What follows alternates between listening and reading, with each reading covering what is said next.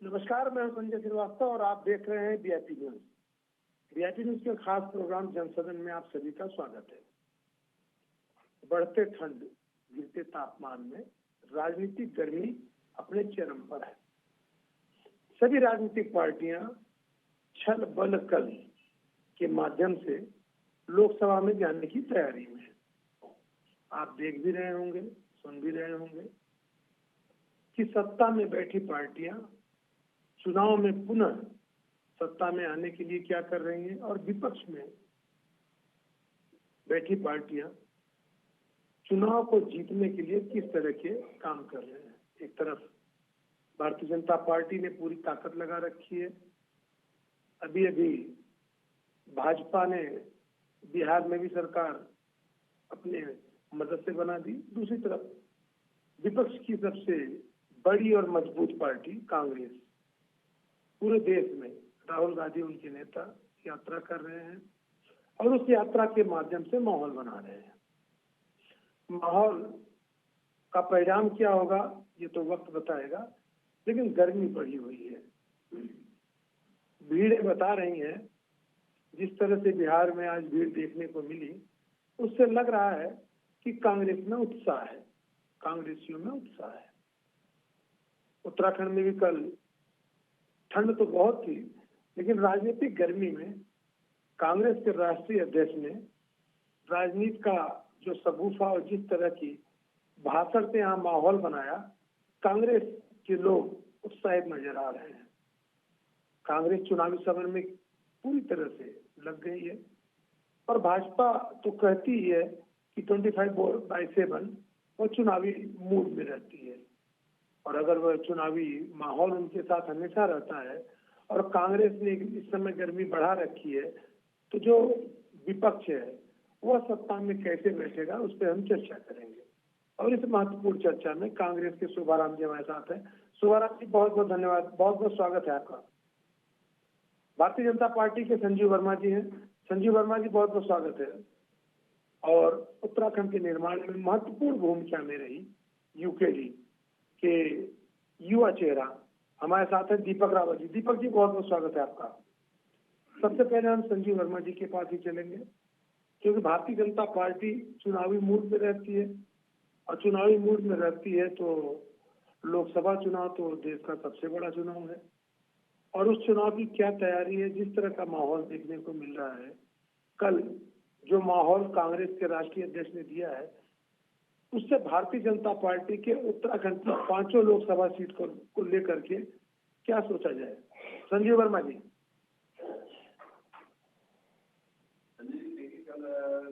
Congress party के राष्ट्रीय अध्यक्ष देहरादून आए, अच्छी बात। कांग्रेस का मामला है, आना भी चाहिए, सबको स्वतंत्रता है बात रखनी। लेकिन जब कांग्रेस की प्रदेश की प्रभारी शैलजा जी पहली बार उत्तराखंड का उनका दौरा होता है, उसी दिन 1000 से ज्यादा कांग्रेसी भारतीय जनता पार्टी में शामिल होते हैं, उनकी रीति नीतियों को दत्ता बताते।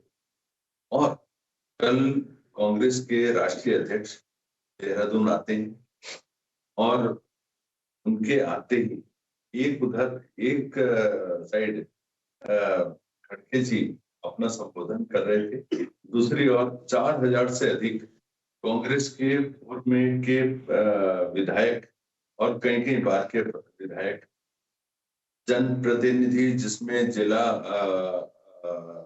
पंचायत के कई सारे सदस्य थे, जिसमें पंचायतों के अध्यक्ष उपाध्यक्ष थे, जिसमें कांग्रेस के वर्तमान के ग्राम प्रधान, पूर्व के प्रधान सहित बहुत बड़ी संख्या में जनप्रतिनिधि।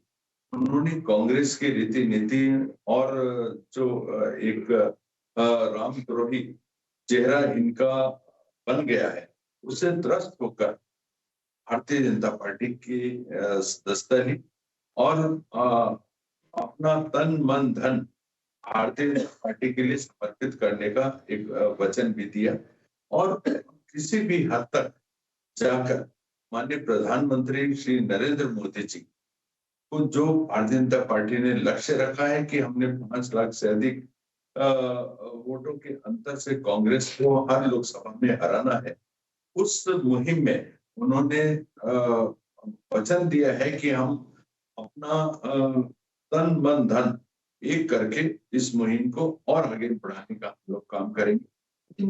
इस मुहिम में उत्तराखंड में क्या स्थिति है आपकी? कितने वोटों से हराना चाहते हैं आप कांग्रेस? संजय जी देखिए, चाहे कांग्रेस पार्टी, मैं जो पूछ रहा हूँ वही बस, जो उन्होंने आपको एक टारगेट दिया है, कितने वोटों से आप यहाँ पे हरा रहे हैं कांग्रेस को? हमारा लक्ष्य 5 लाख वोटों से अधिक से प्रत्येक लोकसभा में कांग्रेस पार्टी को हराने का लक्ष्य है। संजीव वर्मा जी, इतिहास गवाह है, उत्तराखंड के लोकसभा चुनाव में 5 लाख वोट से कभी कोई जीता है? बताओगे ना? चलो मैं लौटता हूँ, क्योंकि ये मुद्दा हो जाएगा, फिर आप कहोगे कि इसका टारगेट कर रहे हैं। भैया यहाँ 5 लोकसभा की सीटें हैं, आप ये देखो ना। संजय जी, खड़गे जी की कल की सभा देखते आप उनकी सभा को देखते, पहली बात तो मंच पे इनके नेता आपस में लड़ गए, आपस में गुस्सा हो गई, और दूसरी बात 70% कुर्सियां खाली थी। खड़गे जी को अपने आप मन से बोलना पड़ा, अरे 50% तो खाली पड़ा है। ये बताइए कितनी दुर्दशा, कितनी निराशा, कितने हताश, निराश, परेशान कांग्रेस पार्टी। संजीव वर्मा जी, जहाँ पे 5 लाख वोट पड़ने के लिए लोग तरसते हो, इंतजार करते हो, वहां 5 लाख से जीतने की बात करते हैं। मैं लौटूंगा आपके पास, कांग्रेस के शोभाराम जी के पास चलते। शोभाराम जी, कांग्रेस बड़ी मजबूती के साथ पूरे देश में माहौल बना रही है, लेकिन भारतीय जनता पार्टी जिस तरह से आपका कोई बड़ा नेता या कोई बड़ा काम होता है और उस दौरान आपके अच्छे चेहरे, बड़े चेहरे को तोड़ के भाजपा में लाती है, तो क्या ये माना जाए कि आपका जो उत्तराखंड का नेतृत्व है वह कमजोर है, या ये माना जाए कि कांग्रेस पार्टी पहले ही हार मान चुकी है, इसलिए जो जा रहा है उसको जाने दे रही है? शोभाराम जी, देखिए ऐसी बात है, ऐसा नहीं है कि जो रावत जी गए हैं कांग्रेस छोड़ के बीजेपी में, वो तो पहले से बीजेपी के थे, उसमें कोई ज्यादा वो नहीं है, उनके जाने से कोई ज्यादा फर्क नहीं पड़ेगा। अच्छा, कांग्रेस का जो वोट बैंक है अपना पूरी तत्पर जो है एक साथ खड़ा हुआ है। अच्छा, और रही बात खड़गे जी के यहाँ आने की, खड़गे जी ने साफ संदेश दिया है, हमारा यहाँ लक्ष्य, ये जो कह रहे 50% कहा कुर्सी खाली पड़ी, हमारा लक्ष्य है कि 50% जो सीटें हमने यहाँ पे 5 सीटें, 5 में से हमने 3 सीटों तक जो है ना पूरा हमारा टारगेट है। और रही ये 5 लाख की बात कह रहे हैं, आज तक का रिकॉर्ड है उत्तराखंड में कोई 5 लाख से कोई ज्यादा नहीं चाहिए, मेहनत उतनी करनी चाहिए, बोलना उतना चाहिए जितना निम जाए, लेकिन कोशिश इन्होंने बहुत करी है। पहले प्लेन ग्राउंड नहीं दिया रेल को असफल करने के लिए, उसके बाद में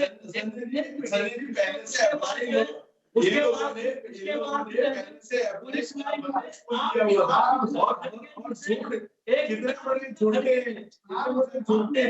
बीच में आप बात तो सुनिए, रखिए सुनने का, आप सुनिए तो सही। आपने फिर पुलिस लाइन में हेलीकॉप्टर उतरने का आपने नहीं दी परमिशन, आप इतने घबराए क्यों थे खड़गे जी से? अगर आप नहीं घबराते तो आप इतनी हरकतें क्यों की आपने? आपको फिर देना भी पड़ा। अरे घबराए क्यों दिया? घबराए तो आप जनता से, आप जनता से घबराए हुए हैं, आप जनता से घबराए हुए हैं। अभी आज के ओपनिंग भी नहीं है साहब, हम डिबेट पे उतरेंगे, आएंगे, आप लड़िएगा, अपनी बातों को रखिएगा, सुन लेते हैं शोभाराम जी की। जी शोभाराम, बिहार में राहुल जी का देख लीजिए, एंट्री होती क्या जनसेवा को पड़ा है, आप कम समझ रहे हैं क्या? चलिए ठीक है, आप देखिए सब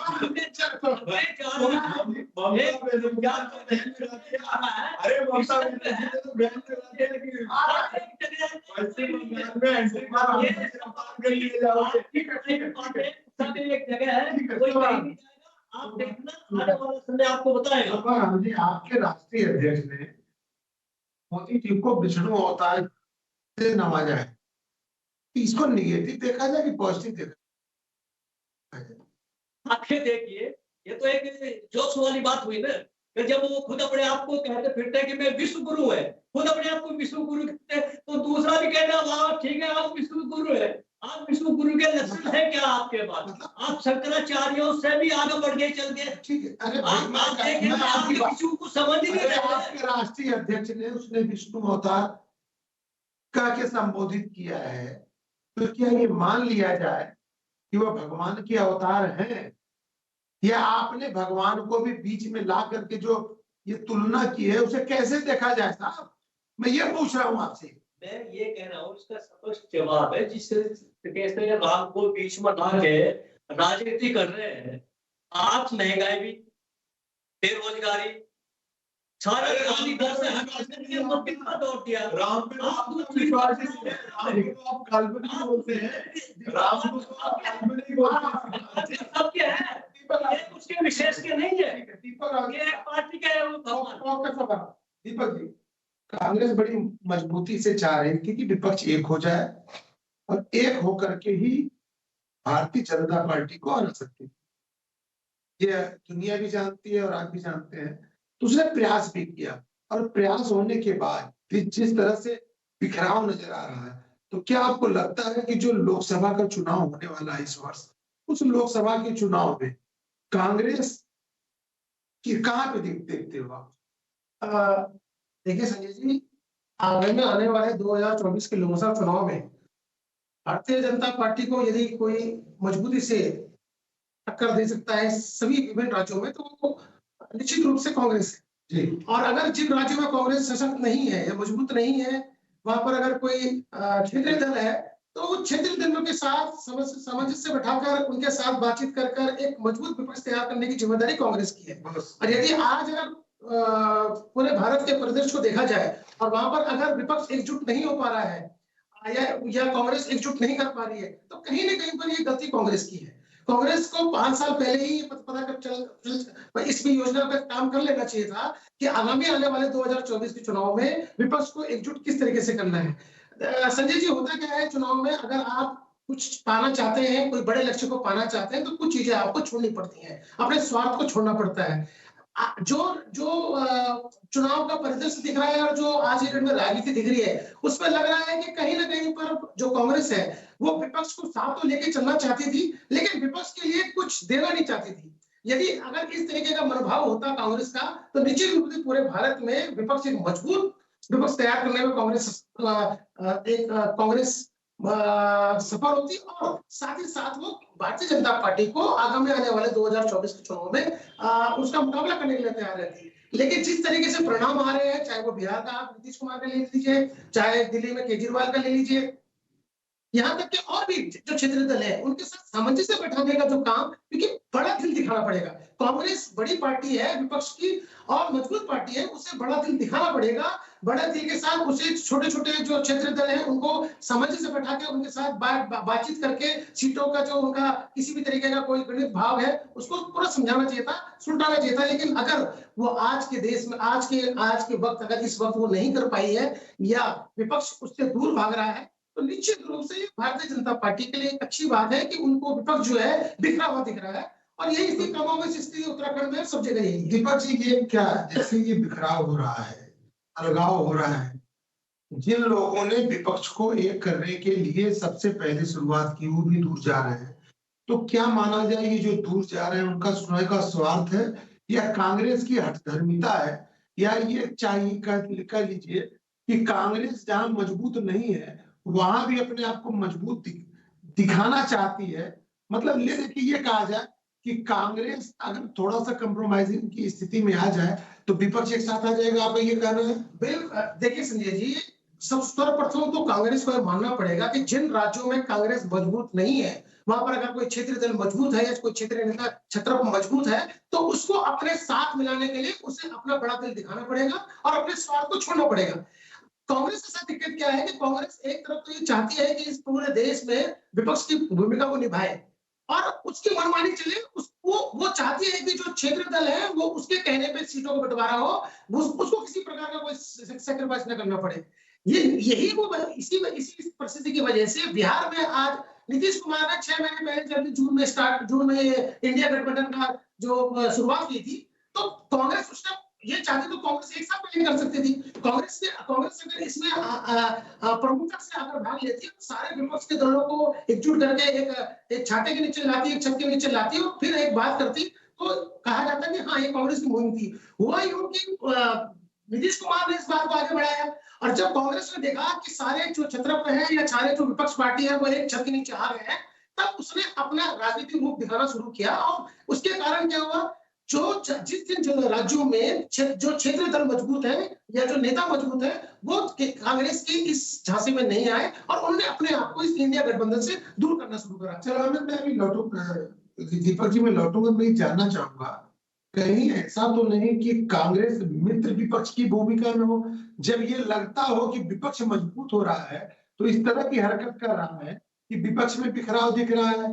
क्योंकि कई कारण है। सोनिया जी और राहुल जी को छोड़ करके विपक्ष का कोई नेता नहीं है जो ईडी से और सीबीआई से बचा हो। इनके ऊपर केस होने के बाद भी ये सुरक्षित है, और सुरक्षित होने के साथ साथ जब जब विपक्ष मजबूत होता है ये ऐसी हरकत करते हैं कि विपक्ष दूर होने लगता है। तो क्या कहीं लगता नहीं आपको कि मित्र विपक्ष की तरह ये काम कर रहे? मैं जानूंगा, इसको आपके पास लौटूंगा। संजीव वर्मा जी, ये तो बहुत अच्छी बात है, लेकिन भारतीय जनता पार्टी को क्या जरूरत है इन छोटे लोगों को, इन छोटे नेताओं को, जो आप उत्तराखंड में जिसकी आप बात कर रहे हैं, या बिहार जैसे प्रदेश में सरकार फिर से बनाने की, अगर आप अपने आप इतने मजबूत हैं तो ये क्या है? इसका मतलब है कि आप अंदर से डरे हुए हैं? संजय जी देखिए, डर वो होता है जो कांग्रेस के पास है, चाहे उनका छोटा, डर मतलब कांग्रेस के लिए बना है। हाँ, डर अरे वाह, डर होता है जो कांग्रेस के अंदर दिखाई दे रहा है। अच्छा। और आत्मविश्वास वो होता है जो भारतीय जनता पार्टी के पास दिखाई दे रहा है। भारतीय जनता पार्टी की हमारी जो रणनीति आरंभ से रही है, चाहे ग्राम प्रधान का चुनाव, चाहे विधायक का चुनाव हो, नगर निगम के चुनाव हो, चाहे सांसद का चुनाव हो, लोकसभा के चुनाव, हम पूरे चुनाव को पूरी गंभीरता के साथ लड़ते हैं और पूरे एक कॉन्फिडेंस के साथ लड़ते हैं, जहां हमको ये सुनिश्चित होता है ये सीट हमने 100% जीतनी है, वहां पर हम उस सीट के अंतर को और ज्यादा हम लोग कैसे बढ़ा सकते हैं, जीत के अंतर। सर आपने सुना होगा ना, हाँ, कि डर के आगे जीत है और कॉन्फिडेंस के बाद ओवर कॉन्फिडेंस ही हारता है। सुना कि नहीं? मैंने बिल्कुल सुना है कि डर के आगे जीत है और वो कॉन्फिडेंस के आगे ओवर कॉन्फिडेंस है, और ओवर कॉन्फिडेंस ही हारता है। तो ये ना नुकसान दे जाए आपको। मैंने क्या बोला, हम कॉन्फिडेंट हैं, लेकिन हम जीत के अंतर को हम लोग कैसे और ज्यादा बढ़ा सकते हैं, हम उस दिशा में हम लोग काम कर रहे हैं। अभी पिछली बार हमारे को 65% जो वोट मिला था, हम उसमें और 10% का इजाफा करके उसको 75% तक हम लोग ले आने की मुहिम हम लोग चलाए हुए हैं। और जिस तरह से देखिए हमने धरातल पे काम किया है, विकास को डिलीवर किया है, चाहे आप केंद्र सरकार की योजनाएं देखें, चाहे राज्य सरकार की योजनाएं देखें, चाहे आप राज्य सरकार ने जितने अभी 2022 का हमारा चुनाव हुआ था, हमारे मैनिफेस्टो में जितने भी वायदे माननीय मुख्यमंत्री जी ने जनता के साथ किए थे, हमने एक एक कर उनको इम्प्लीमेंट किया। अच्छा जुड़ाइए जरा, उत्तराखंड की बात करें, जुड़ाइए जरा, दो चार विकास में भी जानना चाहता हूँ। मैं बता दूं सर, जरा मुझे सर पढ़ी नहीं, हम लोग पढ़ी नहीं पा रहे हैं, जरा सुनाइएगा। जरूर बताता हूँ। आप ये देखिए, नकल विरोधी कानून की हमने बात करी थी, हम लेकर आए। धर्मांतरण कानून की हमने बात करी थी, हम लेकर आए। कहाँ है सर? धरातल पे श्रीमान जी, आप नहीं मानते, आप भी कांग्रेस की गलबैया करेंगे तो मुझे लगता है आप भी नहीं मानेंगे, लेकिन धरातल पे है। आज युवाओं के अंदर जो आत्मविश्वास का भाव जागृत हुआ है, पहले तमाम जो परीक्षाएं होती थी, नकल माफियाओं की भेंट चढ़ जाती थी, नकल की भेंट चढ़ जाती थी, और विद्यार्थी सर आयोग बनाने की बात सर बोलने दीजिए 2 तारीख को उसकी बैठक में सर बोलने दीजिए प्लीज। कहाँ है वो? सर बोलने दीजिए, इंटरप्ट मत कीजिए प्लीज। 100 दिन पे आप लोकायुक्त बनाते हैं। आपने यूसीसी की बात करी थी, मैं लोकायुक्त की मैं बात कर रहा हूँ। 2 तारीख 100 दिन में आप जब 2 तारीख को सरकार आएगी 100 दिन में बैठक है, और उसके बाद बहुत ही शीघ्र आपके सामने यूसीसी का फाइनल ड्राफ्ट आने वाला है, और यूसीसी बहुत जल्द लागू होने वाली है, और उत्तराखंड पहला ऐसा प्रदेश होगा जहां यूसीसी लागू हुआ। हम समानता के ऊपर विश्वास करते हैं, हम जाति नहीं करते हैं, न देखना चाहते हैं। जिस तरह से 3 तलाक का कानून हमारी केंद्र सरकार के द्वारा 370 को सरकार के द्वारा हुआ। हर गरीब को अपना आवास देने का काम, उज्ज्वला देने का काम, सर में केंद्र की लोकसभा में बिना मोदी जी का सरकार के माध्यम से जो आज होम स्टे की योजना हमारे यहाँ चल रही है, स्वरोजगार के लिए चल रही है, एक आमूल परिवर्तन हुआ है स्वरोजगार की दिशा में। चाहे सोलर देखिए, चाहे जैविक खेती देखिए, चाहे और आप राज्य सरकार की आप यदि बात करते हैं किसान के हित में, आप ये देखिए गन्ना मूल्य का 4-4, 5-5 साल भुगतान ये कांग्रेस के राज में रुका के रखा जाता था, और इंस्टेंटली हर साल गन्ना मूल्य का भुगतान भी हर साल 7-7 हो रहा है पेराई के दौरान भी, और 30 रुपए बढ़ाने का काम भी हमारी सरकार के द्वारा किया गया है। किसान को लगातार राहत देने का काम हमारी सरकार कर रही है, चाहे उसको उन्नत बीज देने की बात हो, चाहे यूरिया में सब्सिडी की बात हो, चाहे सोयाबीन की बात हो, चाहे जंगली जानवरों से किसान की उपज को बचाने की बात हो, हमारी सरकार हर लगातार और बहुत बेहतरी के साथ काम कर रही है। 2.5 लाख करोड़ रुपए का जो निवेश का लक्ष्य था, उसको 3,54,000 करोड़ के एमओयू अभी तक साइन हो चुके हैं, और 44,000 करोड़ धरातल पर डिलीवर कर चुके हैं। 44,000 करोड़ धरातल पर डिलीवर कर चुके हैं। छोटी सी बात कहूंगा, गन्ना किसानों का पहुंचाइए, हम लोगों के पास समस्याएं आ रही है। गन्ना किसान अपने ट्रैक्टर ट्राली में माल लेकर के जा रहे हैं, और उन्हें 2 दिन 3 दिन तक उनका तौल तक नहीं हो पा रहा है। वह उन गाड़ियों को किराए पे लेके जा रहे हैं, वो बोझ इतना ज्यादा हो जा रहा है, औने पौने दाम पे दलालों को बेच के जा रहे हैं। इसमें भी सुधार करा दीजिएगा। मैं शोभाराम जी के पास चलता हूँ। शोभाराम जी, देखिए जो ये बात कर रहे हैं कि किसानों की युवाओं को ये दे दिया, क्या दिया युवाओं को तो आपने ठग दिया। वही बात आपने हिमाचल प्रदेश में आपकी प्रियंका गांधी ने बोला था 3 महीने के अंदर 1 लाख सरकारी नौकरी देंगे।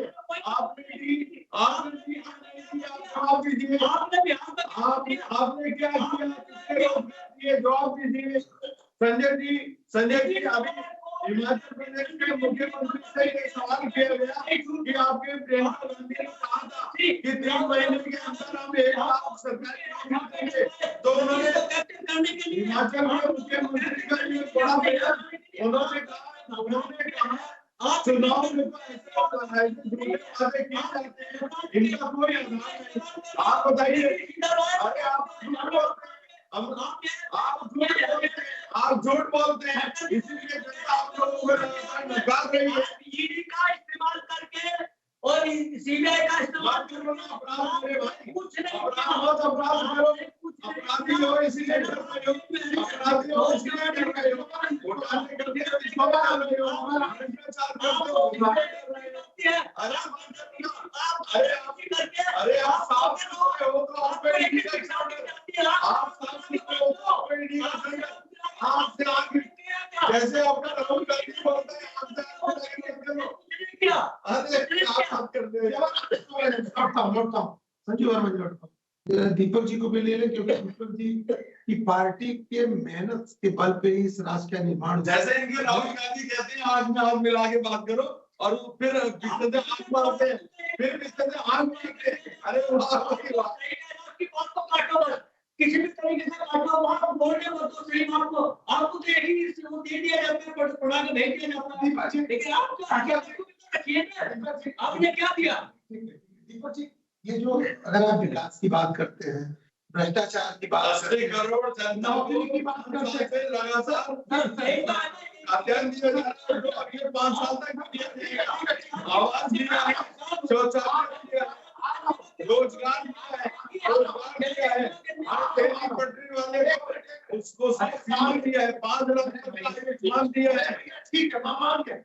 दीपक जी, आप विकास की बात करें, भ्रष्टाचार की बात करें, और आपने बात करें आपने क्या दिया? इसका मतलब आप देशद्रोही हो जाते हैं। भाजपा विरोधी, अगर भाजपा के चीजों को अगर आप पूछते हैं जो नहीं कराई है, तो क्या आप देशद्रोही हो गए, या आप कांग्रेसी हो गए, या आप यूकेडी के हो गए? अगर यूकेडी के हैं और आपने विकास की बात पूछ ली, तो क्या दूसरे पार्टी के प्रवक्ता हो गए साहब? संजय जी, भारतीय जनता पार्टी का स्पष्ट एक मानना है कि उनसे कोई प्रश्न नहीं पूछेगा, जो प्रश्न पूछेंगे वो पूछेंगे। और सबसे मजेदार बात क्या है कि भारतीय जनता पार्टी सत्ता में रह के भी विपक्ष का होने वाली है। मतलब सवाल भी खुद ही पूछना है, जवाब भी खुद वही सुनना है, देना है जो उसको पसंद है। अब आप खुद तो ठीक बताइए, आपके मत संजय जी, मैं आपके माध्यम से जो हमारे भारतीय जनता पार्टी के प्रवक्ता है उनसे प्रश्न पूछना चाहता हूँ। उन्होंने इस डिबेट इस बात को बोला है, उन्होंने कहा है कि हम बहुत जल्द यूसीसी लाने वाले हैं। मैं आपके माध्यम से पूछना चाहता हूँ, इस प्रदेश को यूसीसी की जरूरत है या मूल निवास की जरूरत है, या एक जरूरत है? आप ये आज यहाँ से बता के जाए कि इस प्रदेश को कानून में समानता नहीं होनी चाहिए, यूसीसी की जरूरत है, कानून में मूल निवास की जरूरत है। इनको कानून में समानता नहीं होनी चाहिए, बचाने के लिए कानून में समानता नहीं होनी चाहिए। आप एक सशक्त भू कानून की बात करेंगे, यूसीसी की जरूरत होगी, सशक्त भू कानून लाने की दिशा में हम आगे बढ़ रहे हैं। आपको जानकारी होनी चाहिए। आप जिस प्रदेश के प्रवक्ता है, आप मुझे उस प्रदेश के क्या, हमारे हम क्षेत्र दल है, हमारे अपना भी दायरा है राजनीति का, और हमारी मजबूरी है कि हमें क्षेत्र की जो समस्या है उन्हें बार बार जो राजनीतिक पटाल है उसको हर मंच को उठाना पड़ता है। उसी के नाते जब आपने यूसीसी की बात करी, वो एक राष्ट्रीय बात है। यहाँ पर दिक्कत कहाँ है? भारतीय जनता पार्टी यूसीसी की बात करती है, हम हमारा स्पष्ट कहना है कि इस प्रदेश का जो मूल सुदूर गांव में रहने वाला जो पहाड़ का आदमी है, उसे मूल निवास की जरूरत है, उसे एक सशक्त भू कानून की जरूरत है। भारतीय जनता पार्टी यूसीसी की बात करती है। यूसीसी का आप ये बताइए, क्या यूसीसी से ज्यादा, मूल निवास से ज्यादा यूसीसी को जरूरत है इस प्रदेश की? आप हम बोल दीजिए, बात आगे बढ़ाते हैं। मूल निवास के लिए आप जो इतना करिए, मूल निवास के लिए हमारी सरकार काम कर रही है।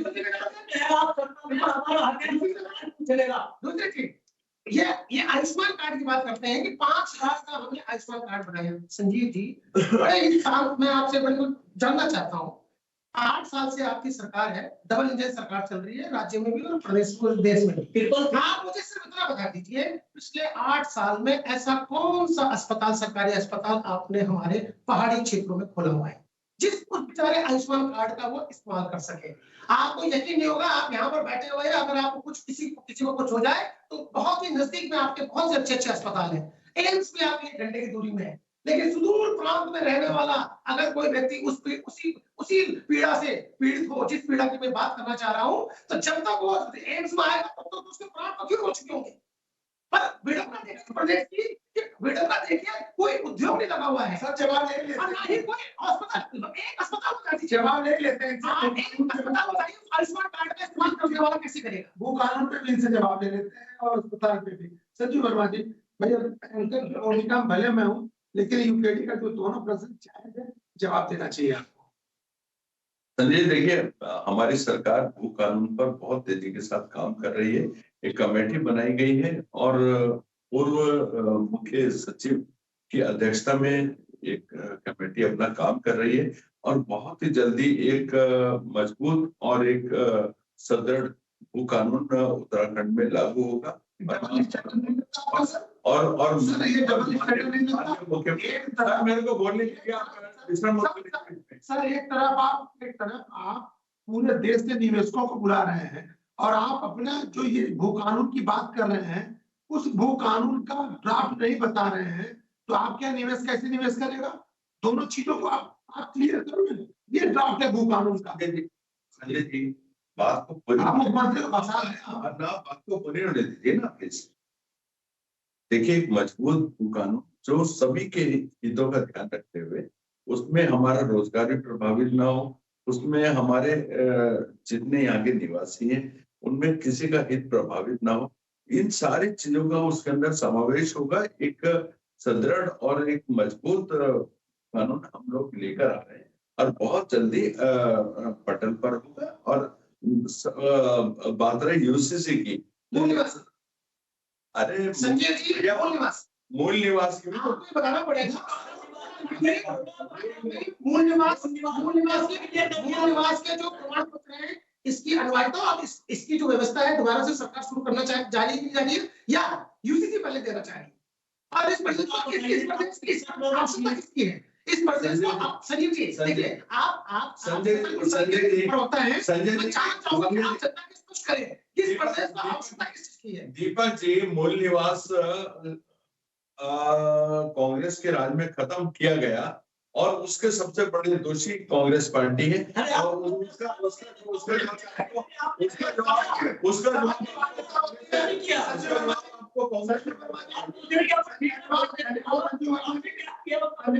शुभाराम जी और धन्यवाद दीपक रावत जी, बहुत महत्वपूर्ण लोग डिबेट करने बैठे थे लोकसभा।